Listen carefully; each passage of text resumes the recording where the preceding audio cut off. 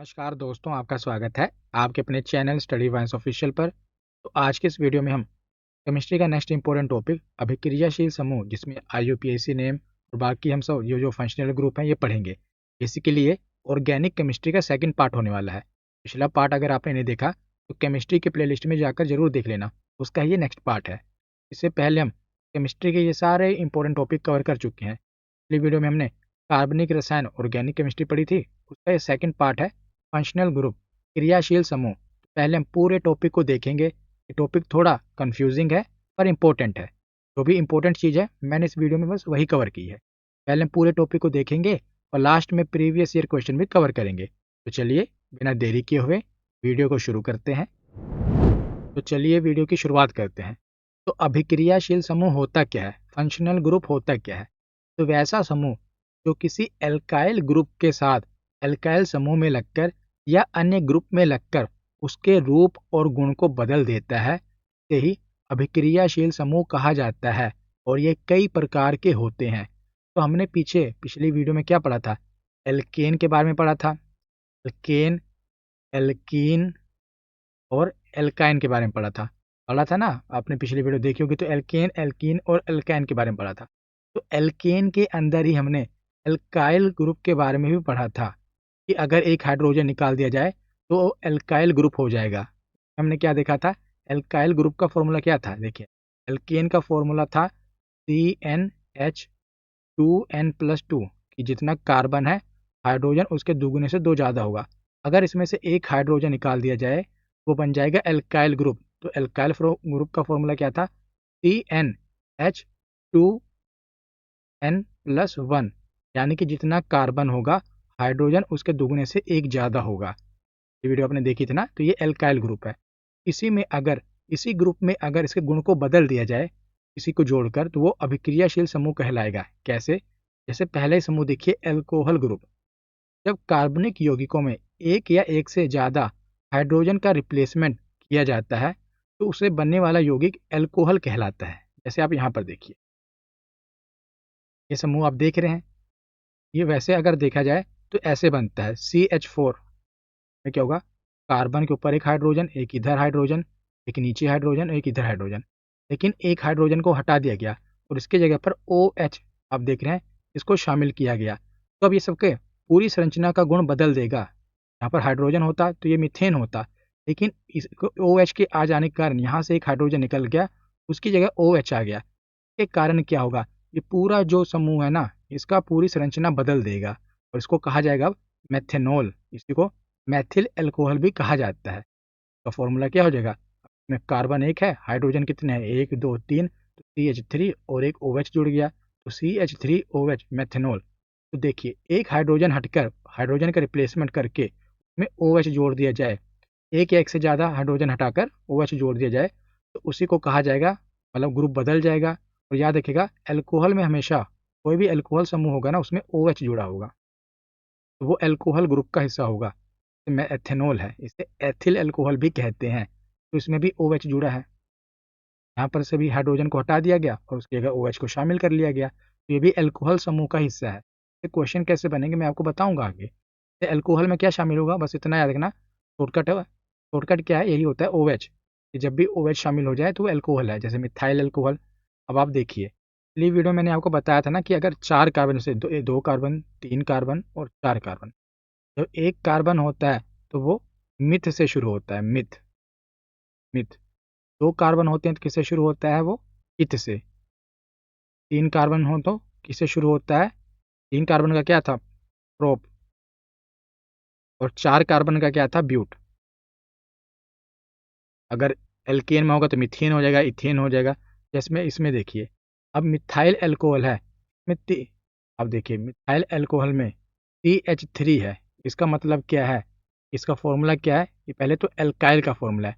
Alkyl का formula है CnH2n+1। अगर आपको नहीं समझ आ रहा है ना, पिछली वीडियो को आप जरूर देख लेना, तब आप कंटिन्यू करेंगे, तब आपको ये पूरा समझ आ जाएगा। पिछली वीडियो है ऑर्गेनिक केमिस्ट्री वाली, उसका ये सेकंड पार्ट है, उसका कंटिन्यूस पार्ट है, इसीलिए देखा होगा तभी आपको समझ आएगा। CnH2n+1 यानी कि जितना कार्बन होगा हाइड्रोजन उसके दुगने से 1 ज़्यादा होगा।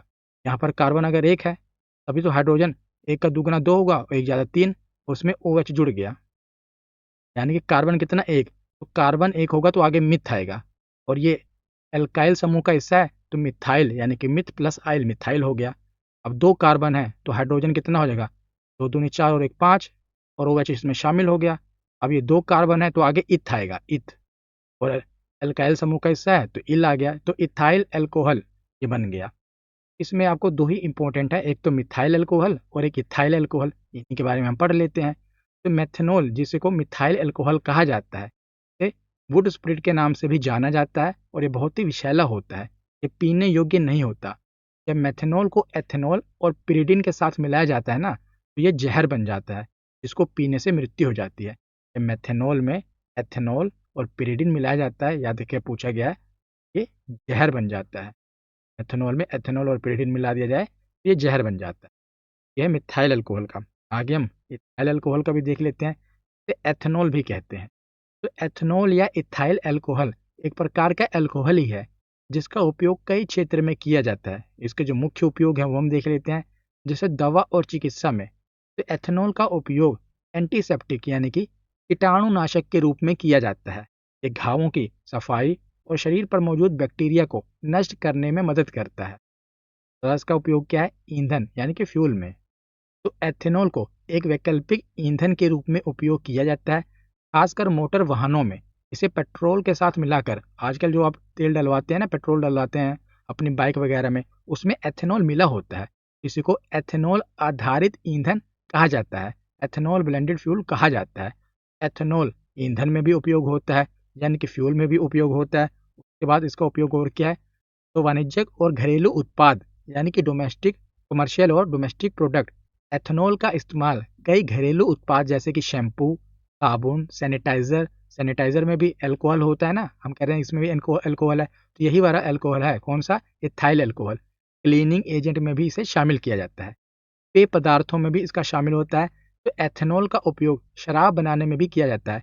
ये सभी प्रकार की शराब जैसे बियर, वाइन और विस्की के प्रमुख घटक के रूप में पाया जाता है, उसमें थोड़ा मिलाया जाता है, मुख्य घटक होता है, तो पेय पदार्थ में भी ये शामिल होता है। तो ये हो गया इथाइल अल्कोहल का उपयोग। इथाइल अल्कोहल और इथाइल अल्कोहल हमने देख लिया, और अल्कोहल में हमने देखा कि OH को, हाइड्रोजन को हटाकर OH को शामिल किया जाता है, तो वो अल्कोहल समूह का हिस्सा होता है। इसी तरह एक दूसरा समूह है कार्बोक्सिलिक एसिड समूह। तो जो भी समूह इंपॉर्टेंट है ना फंक्शनल ग्रुप, मैंने वही कवर किए हैं। वैसे तो बहुत सारे हैं, लेकिन जो एग्जाम में पूछे जाते हैं वही मैंने इसमें कवर किए हैं।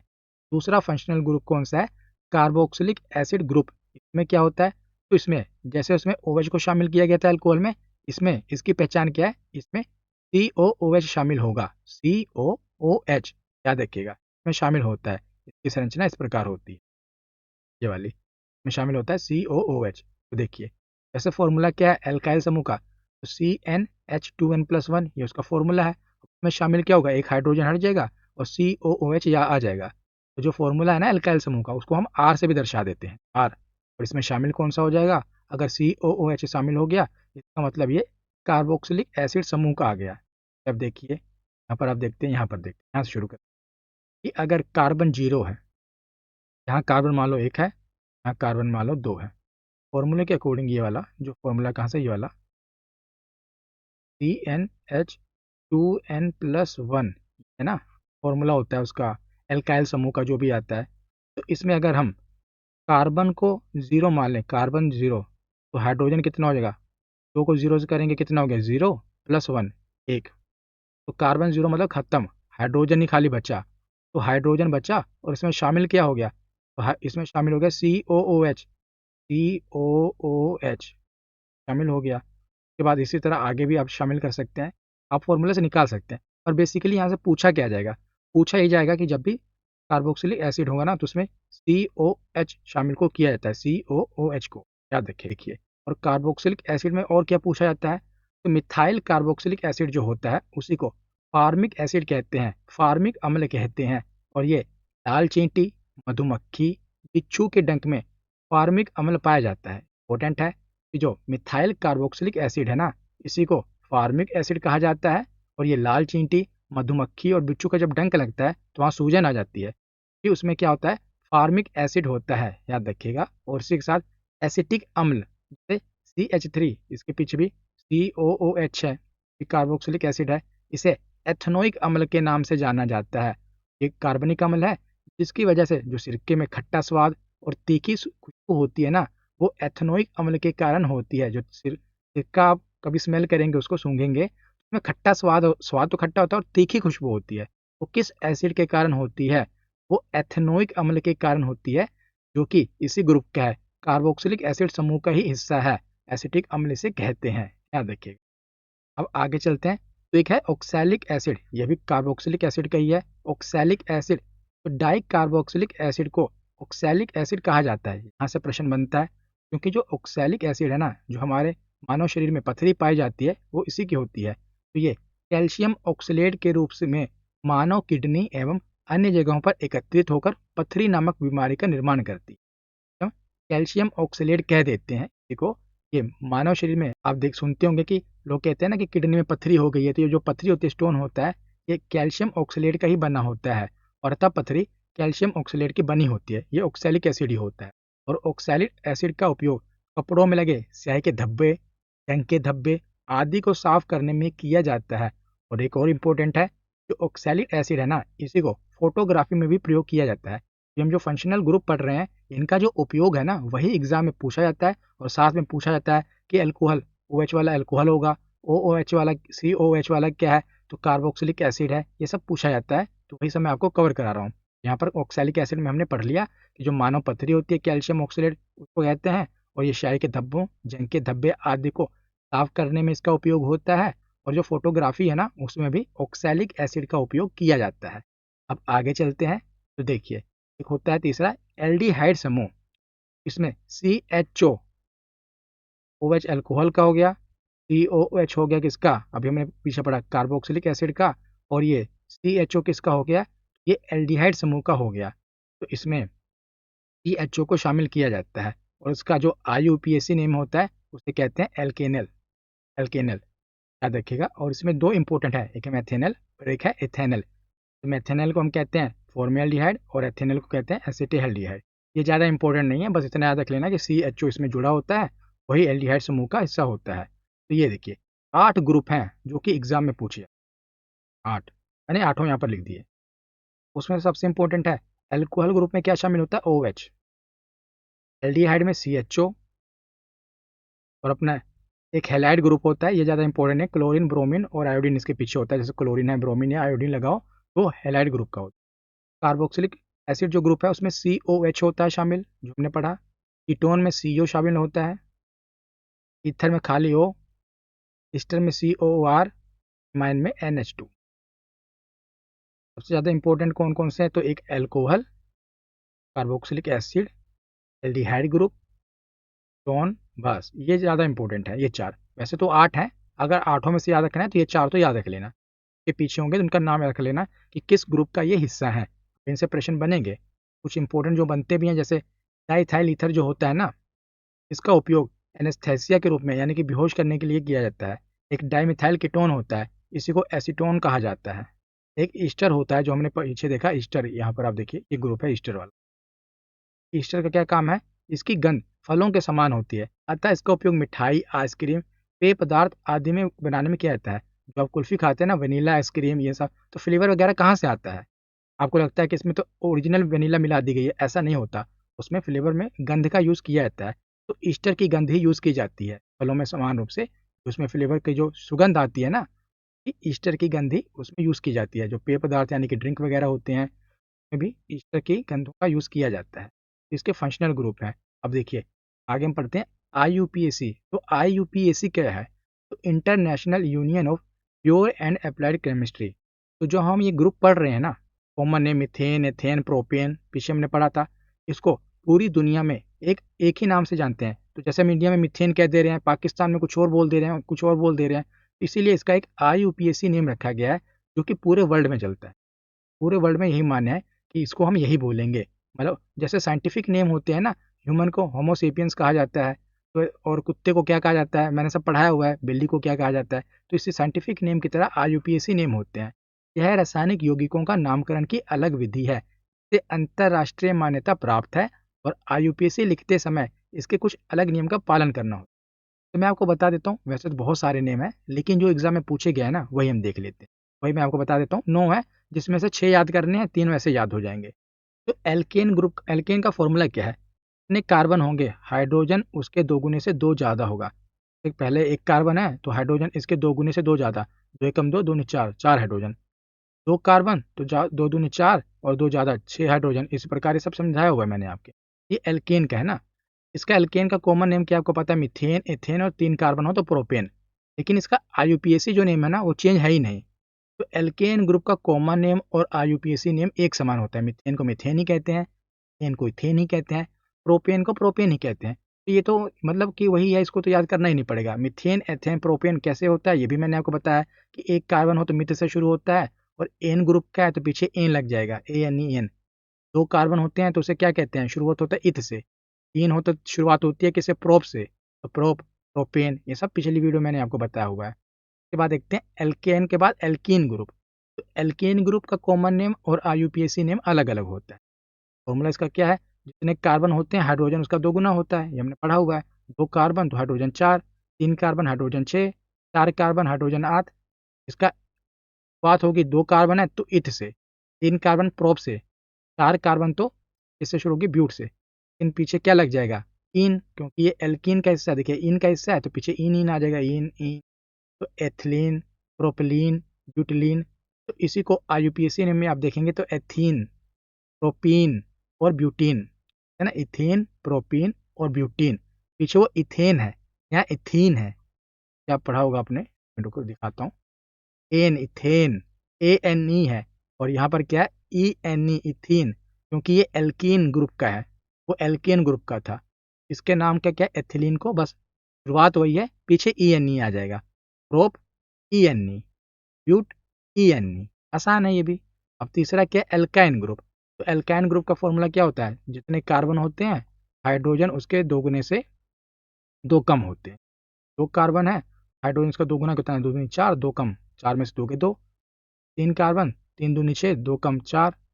एसिटिलीन, मिथाइल एसिटिलीन और इथाइल एसिटिलीन, इनके नाम है, कॉमन नेम है। इन आईयूपीएसी में कैसे कहते हैं? इथ तो आएगा ही, एल्काइन ग्रुप का है, ये आइन आ जाएगा। Propyne, butyne. तो एल्केन, एल्कीन, एल्काइन है तो इथाइन, प्रोपाइन, ब्यूटाइन। बस इसमें से ये इंपॉर्टेंट है। जो मिथाइल एसिटिलीन है ना, इसे प्रोपाइन कहा जाता है।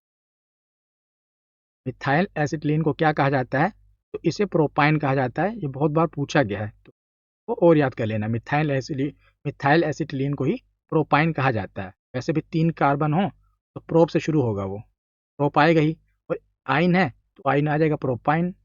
प्रोपाइन याद करना भी आसान है, अगर आपने पिछली वीडियो देखी है तो पूरा समझाया हुआ डिटेल। तो यहाँ पर हमारा थ्योरी सेक्शन कंप्लीट होता है। अब हम प्रीवियस ईयर क्वेश्चन देखते हैं। तो पहला प्रश्न है, COOH निम्नलिखित में से किस क्रियात्मक समूह में उपस्थित है? तो बताइए, COOH आ गया, ये कार्बोक्सिलिक अम्ल का होगा। अल्कोहल का कौन सा है? OH है अल्कोहल का। और COOH किसका है? तो इसका है, इसका कार्बोक्सिलिक अम्ल का। तो ऑप्शन डी का सही जवाब होगा। अगला प्रश्न है कि कार्यात्मक समूह CHO निम्नलिखित में इसमें मौजूद होता है।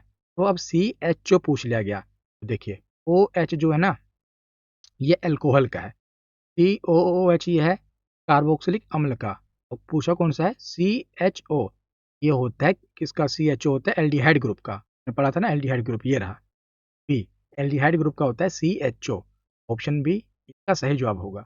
अगला प्रश्न है कि किसी कार्बनिक यौगिक में क्रियात्मक समूह डैश को निर्धारित करता है। जो उसका फंक्शनल ग्रुप होता है वो क्या निर्धारित करता है? इसके रासायनिक गुण को, कार्बन श्रृंखला की प्रकृति को, कार्बन श्रृंखला की लंबाई को, या इसके आणविक द्रव्यमान को। तो पता था ये रासायनिक गुण को प्रदर्शित करता है। तो ऑप्शन ए इसका सही जवाब है। अगला प्रश्न है कि इथिलीन का आईयूपीएसी नेम क्या है? इथिलीन का पूछा गया है। पीछे क्या है? इथिलीन। इथिलीन कौन सा होगा? तो ये इथीन का है, याद रखिएगा। इनका इथाइन नहीं, क्योंकि एल्कली इथिलीन है तो इन वाला ही होगा, इथीन ही कहते हैं इसे। ऑप्शन ए इसका सही जवाब है। अगला प्रश्न है कि कीटोन का कौन सा अभिक्रियाशील मूलक होता है? यहाँ पर कीटोन का पूछ लिया गया, तो आप बताइए कीटोन का कौन सा होता है? कीटोन में CO वाला होता है। ये COH वाला कौन सा हो गया? कार्बोक्सिलिक एसिड वाला, तो CHO वाला तो अभी हमने एल्डिहाइड ग्रुप पढ़ा। ये आप जो आप देख रहे हैं OH, ये अल्कोहल का है, तो बचा यही। वैसे भी आप देखेंगे एलिमिनेट करके भी, तो ऑप्शन सी इसका सही जवाब है। अगला प्रश्न है कि 4 कार्बन परमाणुओं वाले हाइड्रोकार्बन के साथ जुड़ने वाला उपसर्ग है। 1 कार्बन मित्र से शुरू होता है, 2 एथ से, 3 प्रोप से, 4 ब्यूट से, 5 पेंट से। के आगे क्या लग जाता है? अगर वो एल्कीन ग्रुप का है, एल्केन का तो मीथेन बन जाएगा। अगर एल्कीन ग्रुप का है तो मीथेन मतलब के पीछे लग जाता है। यहाँ पर 4 कार्बन परमाणु पूछे गए हैं, तो ब्यूट यानी कि ऑप्शन बी इसका सही जवाब है। आगे चलते हैं। तो सिरके में कौन सा अम्ल पाया जाता है? बताइए, सिरके में कौन सा अम्ल पाया जाता है? ये पाया जाता है एसिटिक अम्ल, हमने पढ़ा भी। अगला प्रश्न है कि चींटी के डंक में कौन सा अम्ल पाया जाता है? चींटी के डंक में कौन सा अम्ल पाया जाता है? मेथनोइक अम्ल, ऑप्शन ए इसका सही जवाब है। आगे देखते हैं कि मिथाइल एसिटिलीन किस हाइड्रोकार्बन का सामान्य नेम है? तो जो मिथाइल एसिटिलीन है, मैंने आपको बताया भी, ये किसका सामान्य नेम है? ये प्रोपाइन का सामान्य नेम है। इसका सही जवाब क्या होगा? ऑप्शन सी इसका सही जवाब होगा। अगला प्रश्न है कि एसिटिलीन गैस का रासायनिक प्रतीक क्या है? तो एसिटिलीन गैस का रासायनिक प्रतीक है ऑप्शन ए C2H2। पढ़ाया था ना मैंने आपको, ये मैं आपको दिखाता हूँ। ये हमने पढ़ा था इसमें। ये वाला एल्काइन जो ग्रुप था, उसका पहले जो C2H2, इसे कहते हैं एसिटिलीन। का यूपीएससी नेम है इथाइन। यही है ना एसिटिलीन, यही पूछा गया था। ये एथिलीन एसिटिलीन ग्रुप को कहा गया क्वेश्चन ये रहा कि एसिटिलीन गैस का रासायनिक प्रतीक क्या है? तो C2H2। अगर आपको हमारी कोई भी ई बुक बाय करनी है हिस्ट्री की कंप्लीट, फिजिक्स और बायोलॉजी की, तो आप हमारे जो वेबसाइट है www.studyviceofficial.com, यहाँ से बाय कर सकते हैं, या QR कोड स्कैन करेंगे आप वेबसाइट पर पहुँच जाएंगे। नहीं तो आप हमारे व्हाट्सएप पर भी मैसेज करके नोट्स को प्राप्त कर सकते हैं। और अगर आपको PDF चाहिए तो हमारे टेलीग्राम चैनल को ज्वाइन कर लीजिए, यहाँ पर आपको PDF मिल जाएगी। तो आज की वीडियो यहीं पर ख़त्म होती है। कैसी लगी ये वीडियो कमेंट सेक्शन में ज़रूर बताना। धन्यवाद।